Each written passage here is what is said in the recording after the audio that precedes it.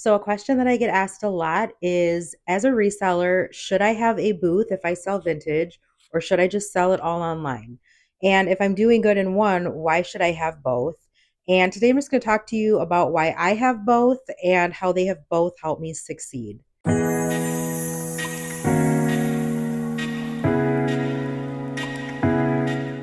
I'm Sarah, and I am the owner of Brass Bunny Vintage here in Michigan, and I've been a vintage reseller for a little over 2 years. So I started my vintage reselling journey back in 2023. I always shopped in the downtown Holly area at this adorable little shop. And I always said, if I was ever going to be a vendor somewhere, I would want it to be here. It's just a little shotgun shop in the middle of this little tiny area that sells a lot of vintage and antiques. So it's really known for that.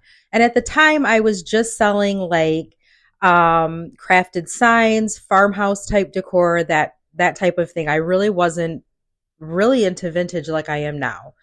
But I got a booth there in July of 2023, and that started my whole journey of reselling. So for the first 6 months, I just had a booth.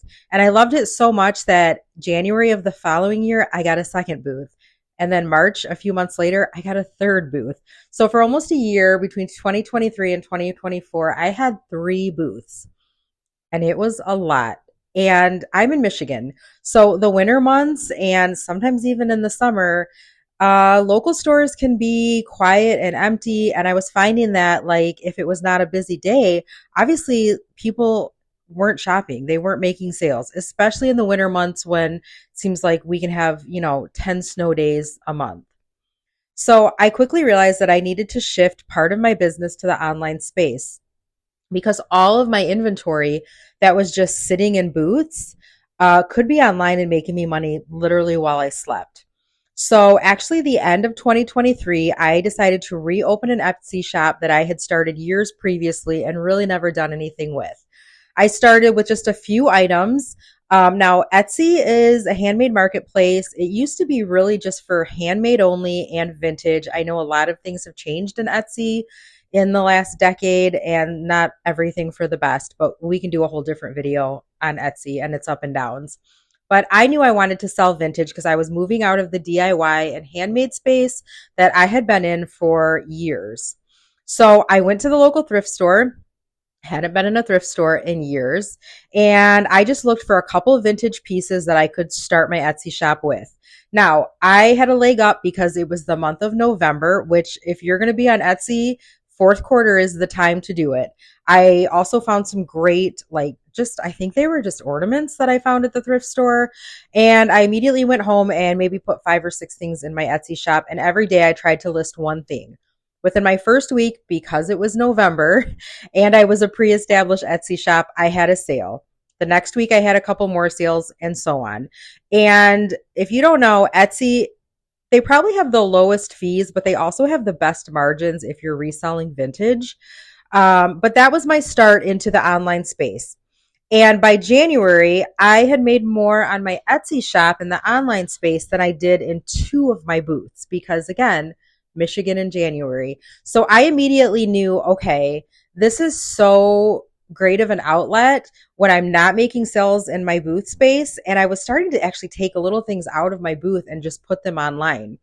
So while January of 2024 was a horrible month for me in two of my booth spaces, it was an awesome month for me in the online space as a beginner. So that just told me, okay, there's a lot more platforms and a lot more places you could be selling with a whole lot more inventory. And I realized then that I really needed to shift part of my business to the online space. Let me start by saying that I did not close my booth. Now, in the year of 2024, I did go from three booths down to one. And now that is ending 2025, I have made more revenue in that one booth that I kept, which actually was my very first booth, than I did in all three booths in 2024 up until this point. So honing in on just one booth was very helpful for me. But here's why I kept my booth, even though I was making way more in the online space. Number one, community. I love all the people at the shop with me and the owner, and that community of vintage resellers is just great. And you feel like you're not alone. And a couple days a week, I get to leave my office and, my computer where I'm just all by myself and actually get to hang out with people, and interact. And that's good for a small business owner who works from home. Second, I still love to decorate and stage, and having a booth just helped me get all that energy out and still does. Every week, I know I can just go and just move stuff around, bring things in, videotape, do some content in my booth. And I don't know, I just needed that outlet as somebody who not only loves vintage and home decor, but also loves to decorate with it and offer and provide what I have to other people.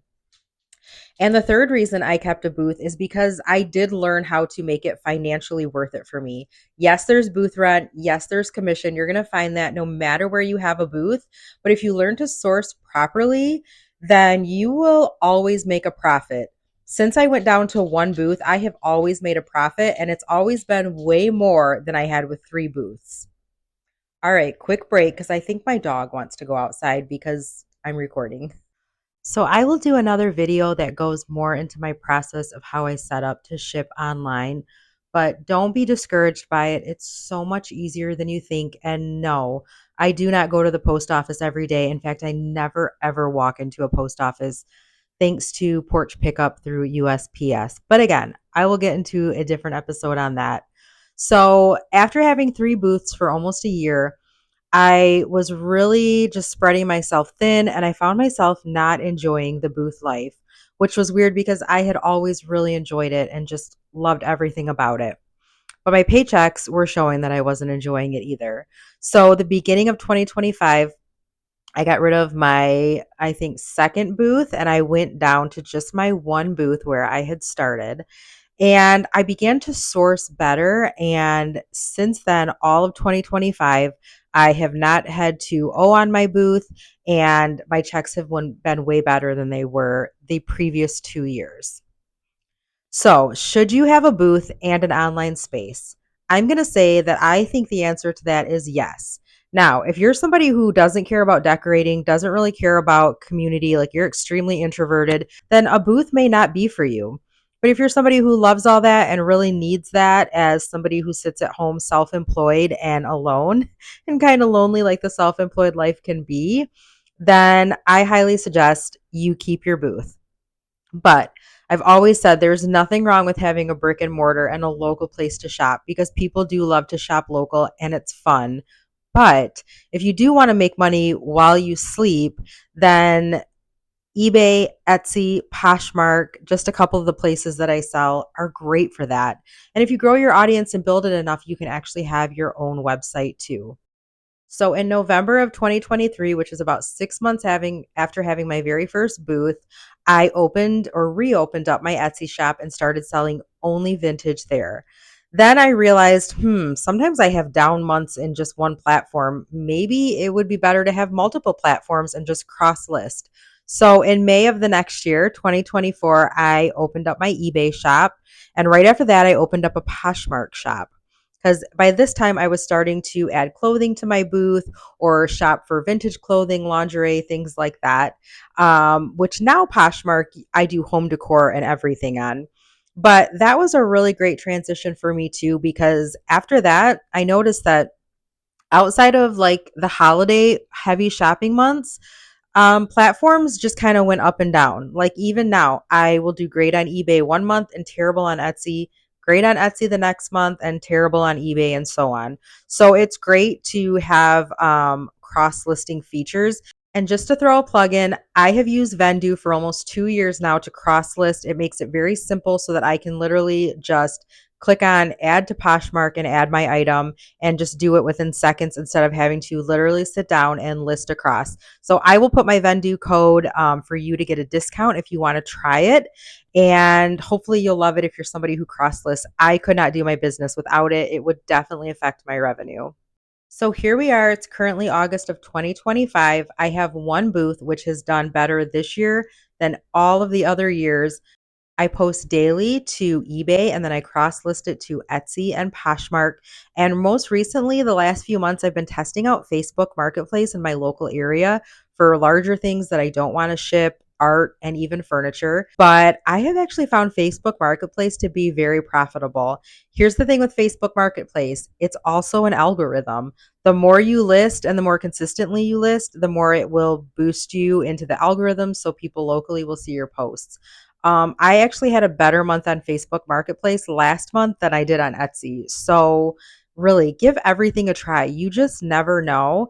But if you're asking, should you have a booth? Should you go online? Should you do both? I'm going to say that I'm an advocate of doing both. But again, that works for me. It works for like how my business is run. It works for the items that I sell. And I just love that extra community in doing both. But I know lots of people who just have booths and that's what they do. And they have multiple booths and they're great at it. And I know lots of people who just are online and they would never want a booth.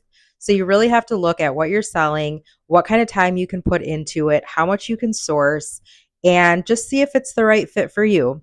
Hopefully, this was helpful for you today. If it was, please hit that subscribe button. You can find me on Facebook, Instagram, TikTok, and of course, YouTube. This is the first of many, hopefully, how I did it videos. And if there's something that you want to see, please leave it in the comments below. I am all about helping other resellers out. I wish I could keep it all, but I can't. So, vintage reselling has really been fun. I love finding all the things that I do and not only keeping them, but also sharing them with everyone else.